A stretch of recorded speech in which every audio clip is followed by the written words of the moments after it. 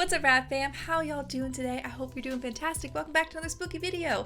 And we are in a new setup. This is actually my room, so it's the old setup, but now it's a dungeon. I love it. I love the black walls. It's creepy. It is dark. I don't see sunlight. It's wonderful.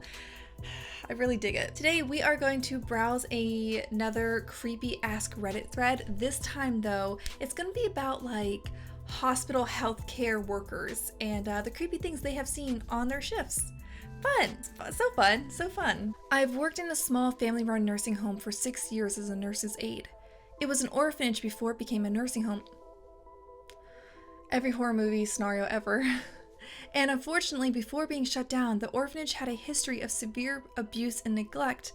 Unfortunately, it's not gossip. The owner herself has told us. Alright, that's terribly tragic, and again, that is the setup of a horror movie. If you work at a place like this, how do you just show up to work with a smile on your face? I don't get it. I don't get it. Are you paid more? Maybe if you're paid more. When residents get close to death, they always see a little girl. It's always a little girl. I was passing dinner trays and I saw that he had his back turned and was talking and laughing in the corner. I knocked and asked him how he was doing and who he was talking to, and he chuckled and said, "This little girl came into my room. She was scared. He died 3 days later." Okay, creepy. But like, I feel like if you work in a nursing home, I'm sure you hear quite a bit of stories that would probably be unsettling because, you know, people suffering from dementia or just confusion. So I wouldn't think too much of it, but the fact that it used to be an orphanage, okay, little ghost girl, okay, that's a little creepy. About 6 months later, we had another patient screaming about a little girl grabbing his feet. Oh hell no. And she needed to leave him alone. He died that night. She's come up over the years. It's always the same thing. They see her and then they die. Other coworkers have had the same experience. It is very unsettling. How do you work there then? How do you work? How? Unless you're getting paid significantly more than a non-haunted place, I don't know how you would go to work here. Even if you don't believe in ghosts, that issue's creepy. I like the creepiness, but I don't want creepy in my real life, you know what I'm saying? No. Could you work here? Could you work somewhere where people said there's like a little ghost girl who like shows up right before someone dies? And in a nursing home, she would show up quite often, unfortunately, tragically, sad, but you know, happens. I worked in a pediatric hospital and had always heard that the 4th floor right outside our oncology unit was haunted. A whole floor is haunted. Interesting that it's like not just a specific room or like the whole hospital, but a floor. I worked 3/12s normally, but would pick up overtime and picked up a night shift. I was working in the NICU, which happened to be on the 4th floor, but on the opposite side. The oncology unit had a staircase that was a shortcut down to the cafeteria, which was on the 2nd floor. Okay, mental map here. Y'all following? Staircase. Creepy floor. That's all we really need to know. At about 3 a.m. All right. I feel like you set yourself up for this. You said it was haunted. You're going to use a shortcut by yourself at 3 a.m.? Like, what are you doing? Are you living under a rock? Do you not know what that means? At about 3 a.m., I was ready to take a short break and wanted a cup of coffee from the cafeteria, so I decided to take that staircase. I walked through the automatic double doors and saw a kid skipping down the hall. Now, normally kids skipping down the hall, not scary, right? Okay. Then put it in a haunted floor of a hospital at 3 a.m. unaccompanied. Terrifying. I called out to him as I was afraid a little kid had snuck out of a patient's room. As soon as I called out to him, he turned and in the blink of an eye, he totally vanished. A lot of other nurses and doctors had seen the same little kid skipping in the same hallway. I wonder if it was also at 3 a.m. Of course, I chalked it up to just exhaustion and didn't really think much about it after that. Maybe that's like a self-defense mechanism though. You just don't want to think about the possibility of little ghost children running around. I used to work in a nursing home both as a CNA and an LPN, and while nothing too crazy happened there were definitely things that happened that were out of the ordinary. Alright? Love me a good skeptic. Love someone that doesn't just jump to the scariest possible explanation, but I do feel like they tend to have the scariest experiences. I remember one time after someone had died, I was cleaning up her body and the door to the room swung open even though it had been firmly latched and nobody was there. It gave me the creeps. How did you How did you continue your duties after that? Because like my butt is, I came down with a cold. I gotta go home, you know, not take a no for an answer kind of situation. I don't get it. There were instances of furniture being, oh, so there's more than one instance. Okay, and you're still questioning it? There were instances of furniture being moved, lights turning on and off by themselves. I hate that so much. That literally gives me the goosebumps. Toilets randomly flushing by themselves as well. I also remember I had one resident one night who asked me, goosebumps, I hate it. One night who asked me to make sure I closed the door to the closet that was at the end of her bed.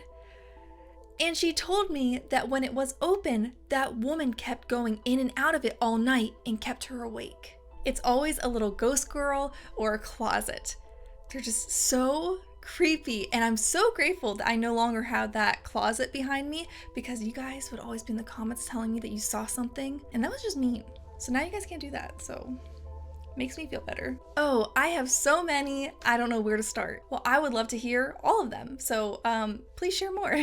I worked in geriatrics, a nursing home, for years, so most of our patients died within a few years of being with us. Anyway, I had a new patient move into one of the rooms on my hall that the previous patient had just passed away in. My new patient kept calling at night saying that there was this woman who kept coming into her room and trying to talk to her. Alright, a little unsettling, but again, nothing too bad, I guess. At first, I just passed it off as her being in her 90s and struggling with dementia, which is really sad and heartbreaking. So I assured her that I would lock her door at night to make sure no one could come in. After about a week of this continuing to happen, I sat down with her and asked her what this woman looked like, thinking that maybe she was just hallucinating her daughter or her mother or just someone from her life. Oh, the goosebumps, the goosebumps. She proceeded to tell me that this woman had a pink robe with blue fuzzy slippers and her hair up in curlers, and the woman would come in and sit at the foot of her bed, pat the new patient's feet, and try to talk to her, but she couldn't understand what she was saying. I mean, that's sweet. I mean, no thank you. Also, it would be pretty creepy if someone coming in at night patting your feet. Like, even if they have the best of intentions, like that's still weird. I almost peed myself. The patient that I had in that room prior to this one went to bed every night in her pink robe, blue slippers, and her hair in curlers. It stopped after about 2 weeks though. You know, I would say like, oh, if it was just a robe and slippers and curlers, like that's not uncommon for like an older lady to be rocking at night. But pink and blue, like that's just like she went into detail, like that's just odd. Like, what are the chances? You know, what are the chances? We were on night shift standing around the nurse's station and talking about weird things that had happened. Fun, honestly fun.